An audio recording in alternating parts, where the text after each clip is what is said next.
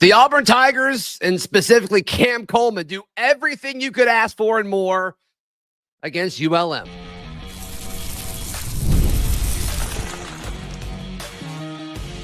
You are Locked On Auburn, your daily podcast on the Auburn Tigers. Part of the Locked On Podcast Network, your team every day.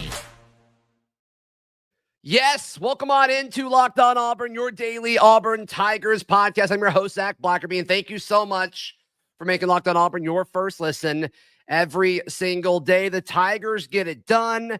Cam Coleman has the game of his Auburn career so far, the play of his Auburn career so far. And Walker White is the quarterback that subs in for Peyton Thorne, not Hank Brown. What does that mean moving forward? We're breaking it all down on this post-game edition of Locked On Auburn. Auburn wins 48-14 in a fashion that we all wanted to see. I'm going to be honest. I didn't see this level of offense coming. I thought there would be more self-inflicted stuff with this Auburn offense. And to me, they exceeded expectations today. Was my bar too low? Possibly. But as far as what was expected of Auburn, I mean, going out there and scoring 48 points against a team that's not very good, that's what Auburn should have done. And they did it. And so hats off to them for doing exactly that.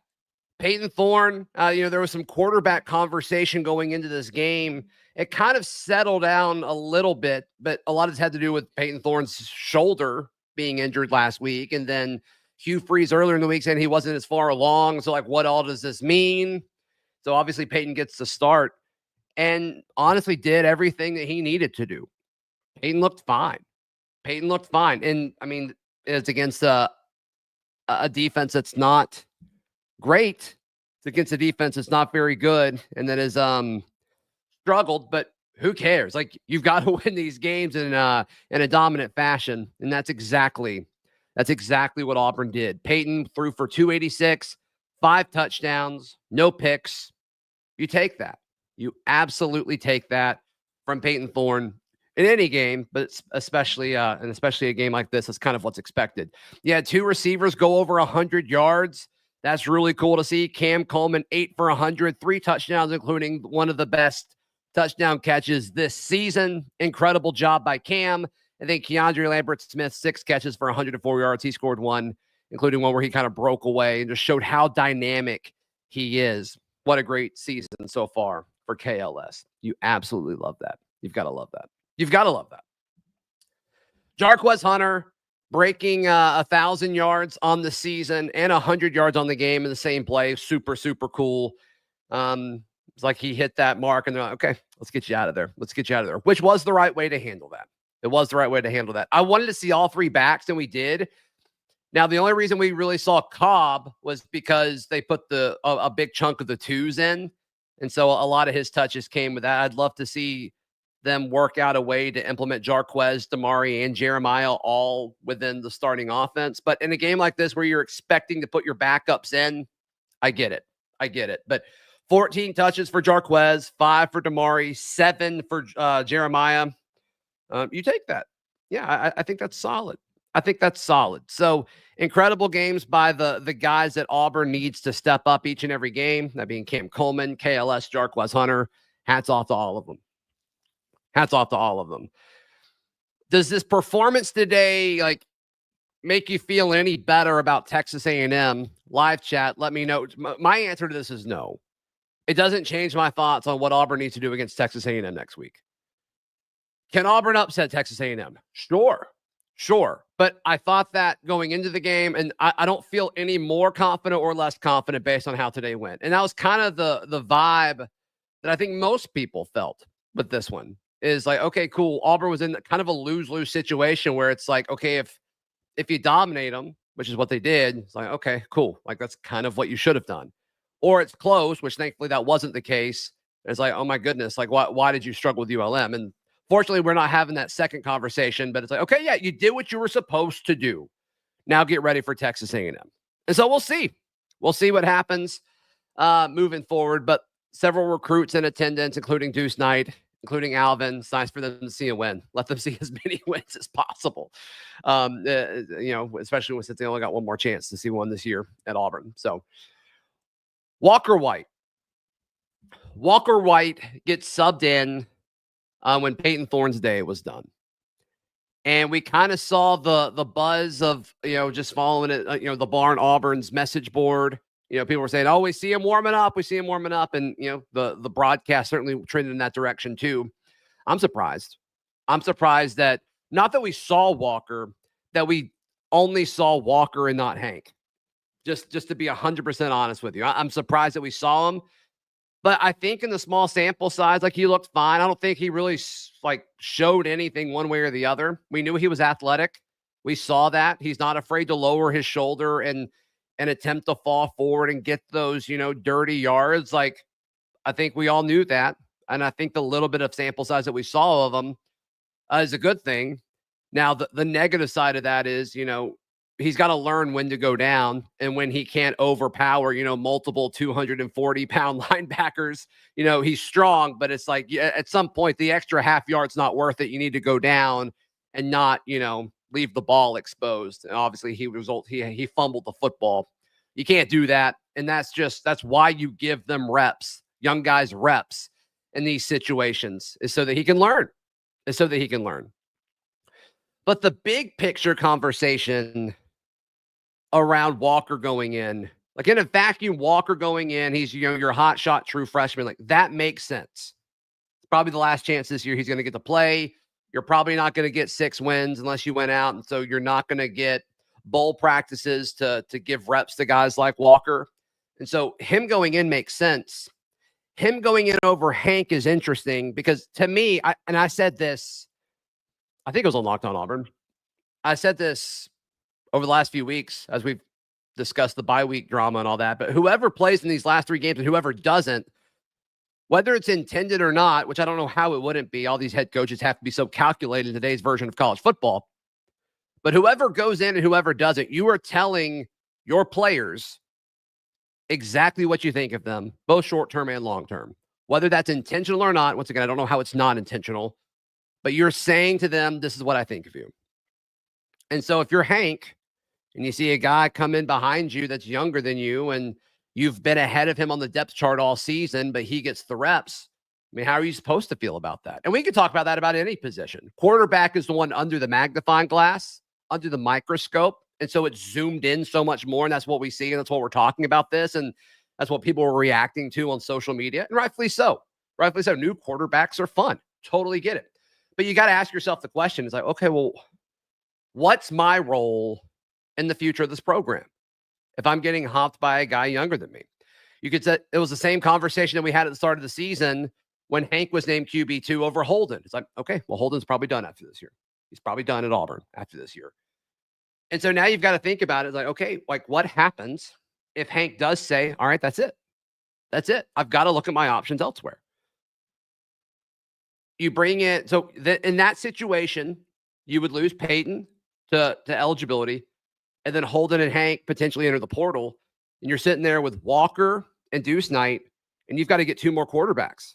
And that's just going to be a super interesting conversation about how they pursue 2 different quarterbacks in the portal, or do they just go into next season or into spring with 3? It's going to be very intriguing. It's going to be very, very intriguing, and that's going to be a big part of the conversation over the next few weeks. Hugh Freeze said it at Tiger Talk either last week or the week before. December is going to be crazy. And I think what he did today made it even crazier. Potentially. We'll see. It's somewhat of a gut reaction. Because you could also see Hank. Hank seems like a loyal kid too. So he may just want to wait it out and compete. I don't know. We don't know the full story. So it's going to be intriguing to see what exactly happens there. But those are the biggest 2 takeaways. Cam Coleman, KLS, absolutely ate through the air. But the way they use Malcolm Simmons is what I've been waiting for all season. And it's not the flashy stuff, guys. And a part of this conversation we're about to get to with Malcolm Simmons is the big, I think it was a 40-yard touchdown grab. That's the flashy stuff.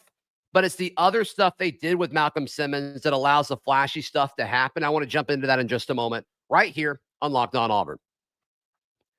Today's show is brought to you by our friends at FanDuel. FanDuel's America's #1 sportsbook.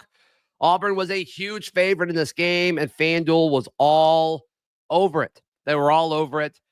The over-under was 46.5. All week we said take the under. Hopefully you didn't listen to us. Hopefully you didn't listen to us because Auburn hit the over by themselves, obviously. Great performance by the offense. Really, really good stuff. 48 points. Hey, right now, FanDuel new customers can bet $5. They get $150 in bonus bets all over at FanDuel.com. FanDuel is America's #1 sportsbook. So the interesting thing about how they use Malcolm Simmons in this game, and it's kind of what got me the most excited as we recap Auburn's 48-14 win over ULM. Malcolm had 6 catches for 63 yards. He had 1 catch for 40 for the touchdown. And obviously the touchdown is the exciting thing. It's the exciting aspect of this. And that's why you have guys like Malcolm and Cam and KLS. And I think Perry's going to be a part of this conversation next year. But to me, it's the short stuff that they did. I've been saying this all year. Like, if you've got a guy, especially when Peyton was struggling, to maintain possession of the football early in the year when they were going through, all those picks that were being thrown by quarterbacks. But those quick passes behind the line of scrimmage, like, where have those been all year? And that was clearly a part of the game plan today. I think there were at least 3. I want to say there were 4, and we'll be more specific when we go through the rewatch of this game. But to me, that's the kind of stuff that I feel like this offense has been missing. You have a quarterback that you don't trust as a play caller, or who is lacking in confidence, or just guys that you want to get the football to more in space. It's the perfect option. Get the ball and just sling it out there. They did it with Jarquez in a red zone situation. They did it several times with Malcolm. And then once you do that, it sets up, like, you have to defend that differently. Because, okay, maybe you play closer to the line, and then, oh, by the way, they're faster than you. Auburn's guys are going to be faster than most of the guys that they play, especially next year when these guys continue to become more and more a part of the offense. I loved how they used Malcolm Simmons in this game. The way to use KLS and Cam Coleman has been clear. I think they've done that. They just need some other help to either get them the football or get them targets. But the way to use Malcolm, I thought, was pretty clear today. And to me, I absolutely love it. I absolutely love the way the offense ran today, both from a scheme and a play calling standpoint.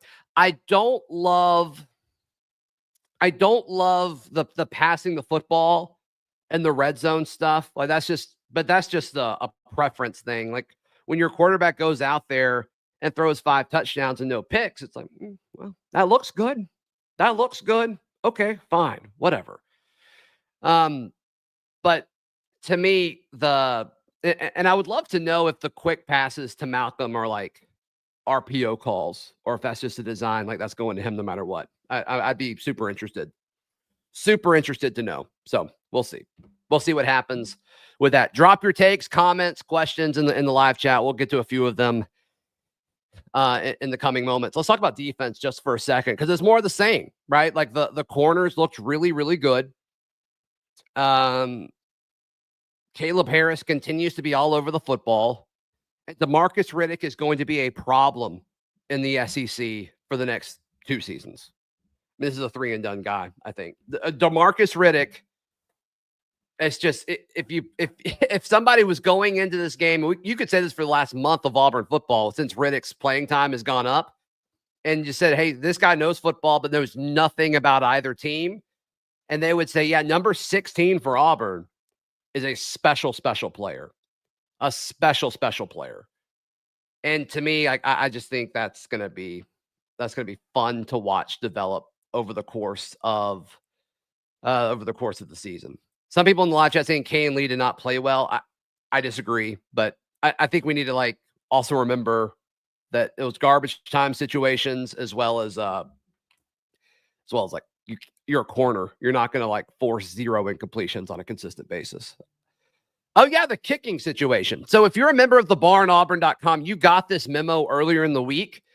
But yeah, they changed it up on the kicking situation, which I think is is pretty cool. Is it Ian Vacon? I'm not exactly sure how to pronounce his last name, but I thought that was encouraging. I thought that was encouraging that they're going to decide to make that change. And he looked good.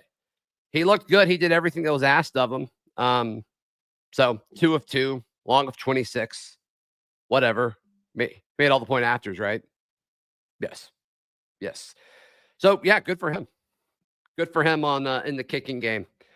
You hate it for Towns, but like you can't keep kicking at that rate and not and hold on to the job. So to me, I think that's going to be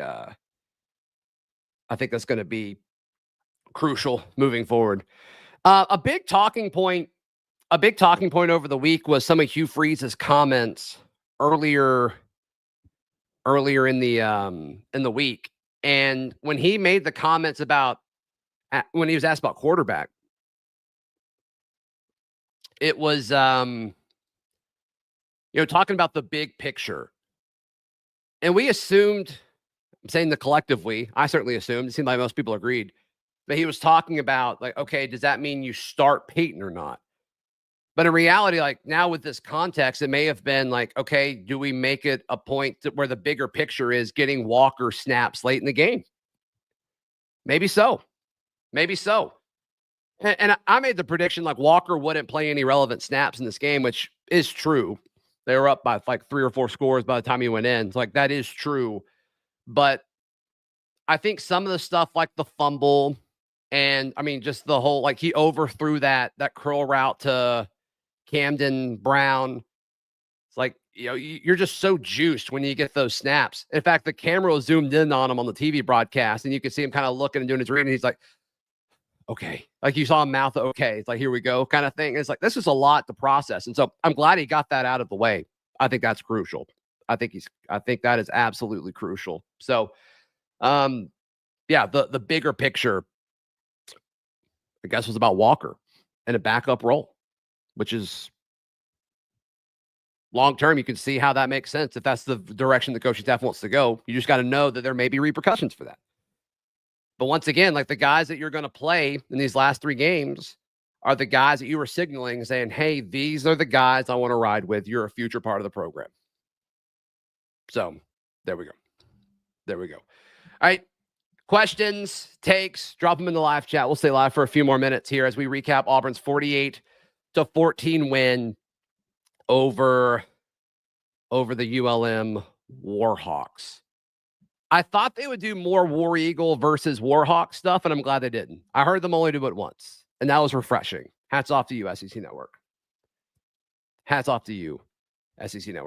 To me, like I just think the overall thing was Auburn needed to go out and dominate.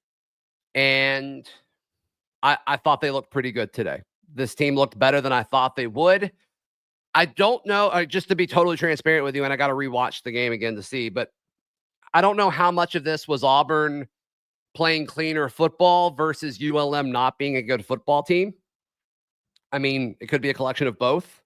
That's probably the correct answer is it's a combination of both. And so we'll certainly see what happens with that next year. Yeah, a few questions on Perry Thompson here. Jacob asked, any Perry thoughts, Zach?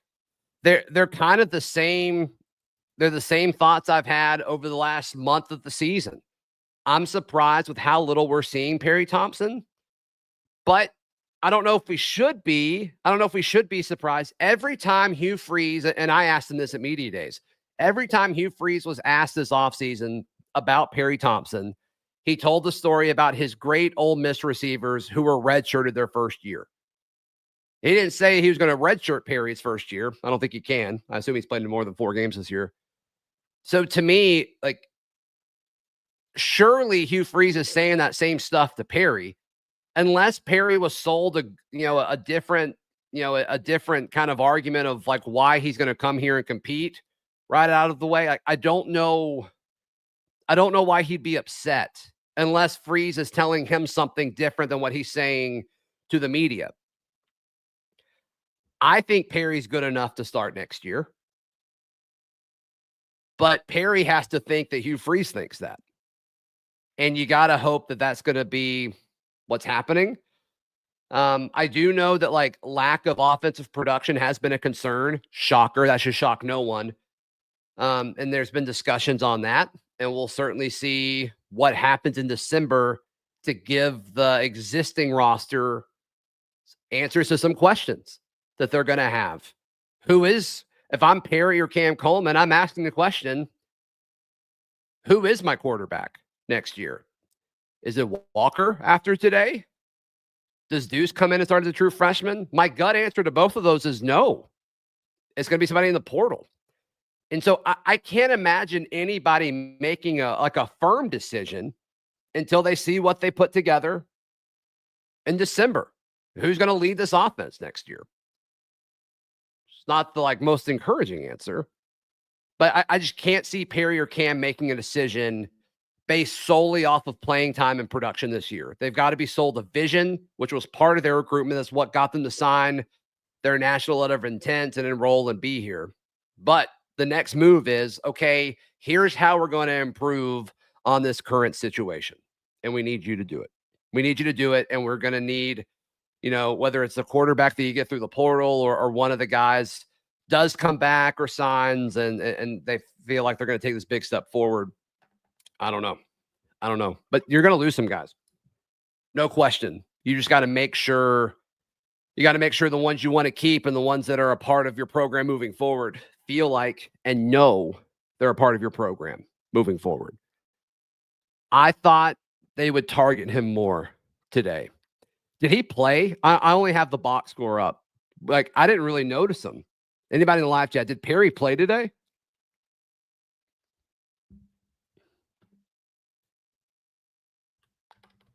Because they can't sit him out, right? Because he's played more than 4 games. So it doesn't make sense to sit him out. He did get in. Okay. Thank you, TK. Appreciate that. Yeah. So did they call plays and he was covered, or did the RPO take him out of the play based off of what the defense did? I don't know. But to me, that is, I don't want to say concerning, but it is a question that doesn't really seem to line up and make sense. But all in all, the big takeaways today, in my opinion, is we saw Walker White before Hank Brown, which I think that is Hugh Freeze's way of saying something long-term about the program. You saw Cam Coleman do what he was brought here to do and be absolutely exceptional. You saw KLS continue to be Auburn's best receiver, at least number one option in this passing attack. Malcolm Simmons be used in a different way, or at least a larger role in the same way. Quick passes, and then he was freed up downfield and made an incredible play away from the line of scrimmage to free himself up for a 40-yard touchdown. And Jarquez Hunter continues to play like he's the best back in the SEC. And a limited amount of touches. I mean, he averaged 7.3 yards per rush. And that's what you want to see. So Auburn did what they're supposed to do. They dominated a ULM team that's not very good. And so does that give you some confidence going into Texas A&M? You hope so. We'll see. Please like the video. Please subscribe. Also go subscribe over at thebarnauburn.com. It's just $1 for your first month. It's just $1 for your first month. Are you kidding me? Like the video, subscribe. Daryl and I will be, we'll drop a show tomorrow morning, normal time, 7 a.m. Central Time on YouTube, 3 a.m. Central Time on audio. So be sure to go check that out. Thank you guys so much. The Tigers get their 4th win of the season. This has been Locked On Auburn.